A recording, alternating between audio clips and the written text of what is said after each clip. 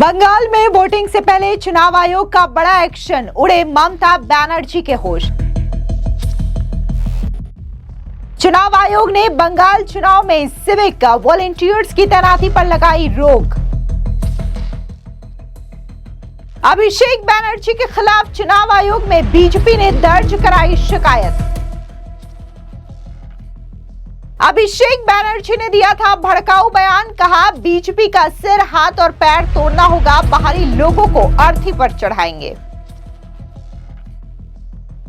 बंगाल के चुनावी रण में इस बार ममता बनर्जी की मुश्किलें कम होने का नाम नहीं ले रही है। 23 अप्रैल को होने वाले पहले चरण की वोटिंग से ठीक पहले चुनाव आयोग ने बड़ा फैसला लिया है, जिसने ममता बनर्जी की टेंशन बढ़ा दी है। बड़ी खबर है कि चुनाव आयोग ने सिविक वॉलंटियर्स को चुनावी ड्यूटी से बैन कर दिया है। वहीं दूसरी तरफ ममता बनर्जी के भतीजे अभिषेक बनर्जी के भड़काऊ भाषण के खिलाफ बीजेपी ने चुनाव आयोग में शिकायत दर्ज करवाई है।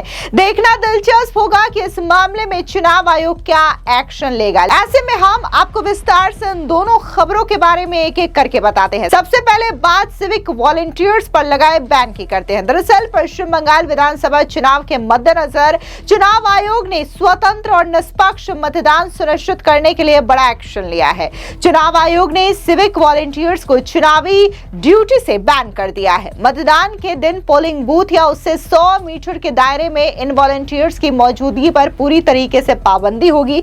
बता दें कि चुनाव में निष्पक्षता बनाए रखने के लिए यह आदेश भी दिया गया है कि ये वॉलंटियर्स मतदान से 3 दिन पहले और मतदान के 1 दिन बाद तक अपनी ऑफिशियल यूनिफॉर्म नहीं पहन सकेंगे। गौरतलब है कि सिविक वॉलंटियर्स असल में यूनिफॉर्म पहने हुए टीएमसी के गुंडों के तौर पर जाने जाते हैं और जनता में एक अलग ही खौफ इनको लेकर के है, जिसकी वजह से बार बार विपक्षी दलों की ओर से यह मांग की गई थी कि इन सिविक वॉलंटियर्स को लेकर के एक्शन लिया जाए। दरअसल अतीत में कई बार विपक्षी दलों ने आरोप लगाया था कि ममता सरकार के ये वॉलंटियर्स मतदाताओं को डराने या चुनाव प्रक्रिया को प्रभावित करने के लिए इस्तेमाल किए जा सकते हैं। इस बार चुनाव आयोग किसी भी तरीके का जोखिम नहीं लेना चाहता है और सुरक्षा की पूरी जिम्मेदारी केवल सीएपीएफ और राज्य पुलिस के स्थायी कर्मियों पर होगी। यह फैसला बंगाल में शांतिपूर्ण मतदान सुनिश्चित करने की दिशा में एक बड़ा कदम माना जा रहा है। वहीं दूसरी तरफ पश्चिम बंगाल में राजनीतिक पारा एक बार फिर से चढ़ गया है। बीजेपी ने ममता बनर्जी के भतीजे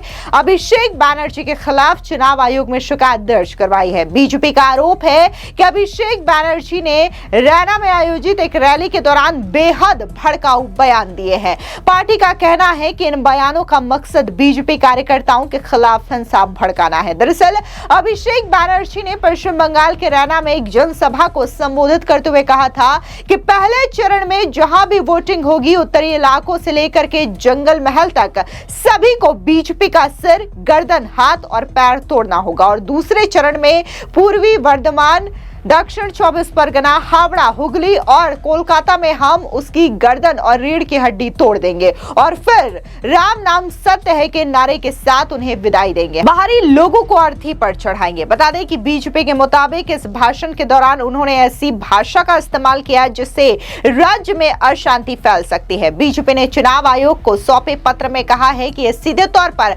आदर्श आचार संहिता का उल्लंघन है। बीजेपी का आरोप है कि अभिषेक बनर्जी के शब्द उनके कार्यकर्ताओं की सुरक्षा के लिए बड़ा खतरा बन गया है। अब जिस तरीके से बीजेपी जो है वो ममता बनर्जी के खिलाफ ताबड़तोड़ हमले कर रही है, अब अभिषेक बनर्जी के भड़काऊ बयान के खिलाफ चुनाव आयोग का रुख किया है और बाकायदा उनके इस भाषण को लेकर के बीजेपी ने शिकायत भी दर्ज करवाई है। तो वहीं दूसरी ओर जो ममता सरकार के सिविक वॉलंटियर्स हैं, उनको लेकर के भी चुनाव आयोग ने बड़ा फैसला लेते हुए उनके चुनावी ड्यूटी पर ही बैन लगा दिया है। इससे पहले देश के प्रधानमंत्री नरेंद्र मोदी आसनसोल पहुंचे, जहां पर उन्होंने ममता बनर्जी की सरकार पर जोरदार तरीके से हमला बोला। क्या कुछ उन्होंने कहा, बंगाल की जनता को संबोधित करते हुए सुनिए। आप मुझे बताइए, ये मेगा सिटी बनना चाहिए कि नहीं बनना चाहिए? हिंदुस्तान भर में नाम रोशन होना चाहिए कि नहीं होना चाहिए? लेकिन निर्मम सरकार में यहां जीवन की मूलभूत सुविधाओं का भी संकट है। यहां पीने के पानी की इतनी परेशानी है सड़क, पुल और कनेक्टिविटी की दिक्कत भी लोगों के लिए बहुत बड़ी चिंता का विषय है। एक और बड़ी चिंता है पॉल्यूशन की। फैक्ट्रियों में उचित व्यवस्था न होने के कारण यहां के लोग गंभीर बीमारियों के शिकार हो रहे हैं। कई जगह अवैध खनन की वजह से जमीन धंसने की शिकायतें हैं, घरों पर खतरा है। मैं आपको विश्वास दिलाता हूं, 4 मई के बाद निर्मम सरकार जाएगी। निर्मम सरकार जाएगी। बीजेपी सरकार इस इलाके की एक एक परेशानी का समाधान किया जाएगा।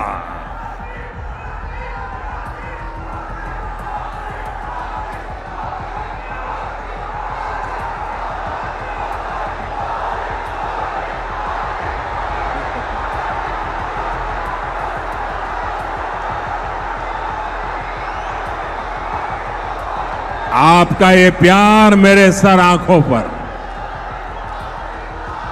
ये आपका जोश, नौजवानों, आपने तो पूरे बंगाल का मिजाज दिखा दिया आज।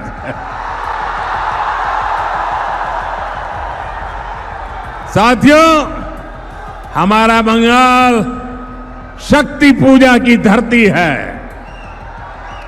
इसलिए आसनसोल बिमल प्रतिमा देवी जैसी वीरांगनाओं की कर्मभूमि हुआ करती थी। लेकिन निर्मम सरकार में उसी बंगाल की क्या हालत हुई है। आरजी कार जैसी विभत्स घटनाएं, संदेश खली के खौफनाक मंजर, टीएमसी ही हमेशा खुलकर बलात्कारियों के पक्ष में खड़ी होती है। आपको बता दें कि पश्चिम बंगाल में 2 चरण में चुनाव होने हैं। 23 और 29 अप्रैल को वोटिंग होगी, जबकि 4 मई को नतीजे आएंगे। तब यह साफ होगा कि बंगाल में खेला किसके साथ हुआ है। फिलहाल इस पूरी खबर को लेकर के आपकी क्या राय है, कमेंट सेक्शन में जरूर बताएं। धन्यवाद।